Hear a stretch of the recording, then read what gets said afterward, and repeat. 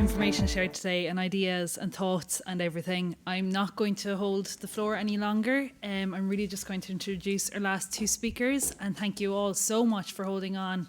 There's been dwindles, but it's really great to see still so many here at such a late stage in the evening. So just to introduce really Dr. Bronagh Byrne first. She was already up in the last panel, but basically Dr. Bronagh Byrne is Programme Director and Lecturer in Social Policy at Queen's University in Belfast. She's also co-chair of the university's Disability Research Network and co-director of the Children's Rights Centre in that university. Her expertise is really disability rights with a focus on education and transition, and really on the implementation of the UN CRPD. So I'm going to invite her up to have some closing comments. Okay, good afternoon everyone. I'm not going to keep you long. I promise to be very brief. But I just want to make some brief closing comments and really to highlight some of the key things that have emerged from today's discussion. I think today has been a much needed opportunity for all of us to come together and reflect on the CRPD, on its provisions, where we've come from, where we are, and perhaps most importantly, where we need to get to. It's the first North-South event of its kind, and I think you all agree that there's been an awful lot of learning that has taken place today, and I really hope that that continues. We have heard a lot today about the importance of and deep-seated need for the CRPD, but it's important to recognise that this is only the beginning, it's not the end. We have a long way to go to make the CRPD provisions a reality for disabled people, both north and south. In the north, we are facing very deep challenges in the absence of a government, and also in respect of the ongoing implications and fallout of welfare reform. And here in the south, we are still campaigning for ratification of the CRPD.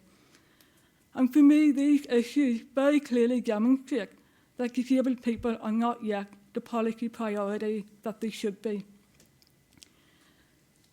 No one party can actually carry out this massive task of fulfilling the CRPD's obligations alone.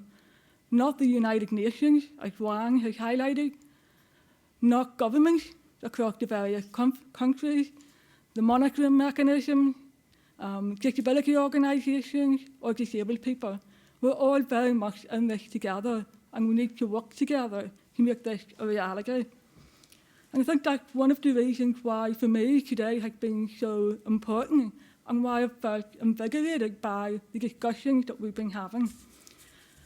I want to make sure that we don't finish on a negative note. So I want to really acknowledge the participation of everyone here today and the enthusiasm and the depth of the discussion that we've been having. There are no borders when it comes to disability. We all share a common cause, and we must work together to ensure that the rights that have been so long fought for, so passionately fought for, become a reality. That the future generations of disabled people know what it is to experience fairness, respect, equality, dignity, and autonomy. We must continue the critical conversations that we've begun today, the sharing of best practice, and we must face the challenges of ratification, implementation, and monitoring together. And like we've seen today, there are definitely no easy answers.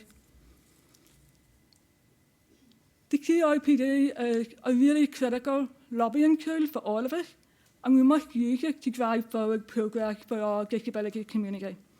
And that includes those of us who are at the forefront and who are here today, but also those of us who are not here and may not yet be aware of their rights. So I'm thinking about those families who are struggling to meet the extra cost of disability, who are struggling to get access to services and support. The most marginalised in society, whose voices continue to be excluded.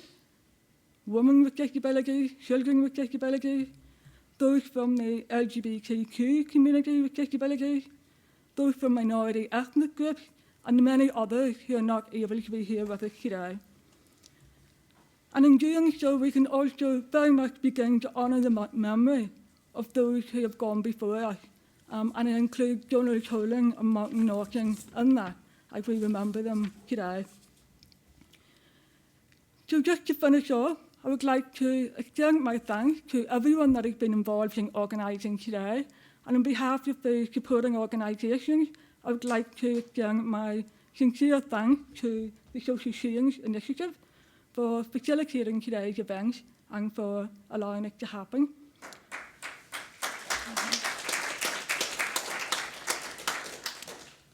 And most of all, I would like to thank all of you for taking part, for coming along today.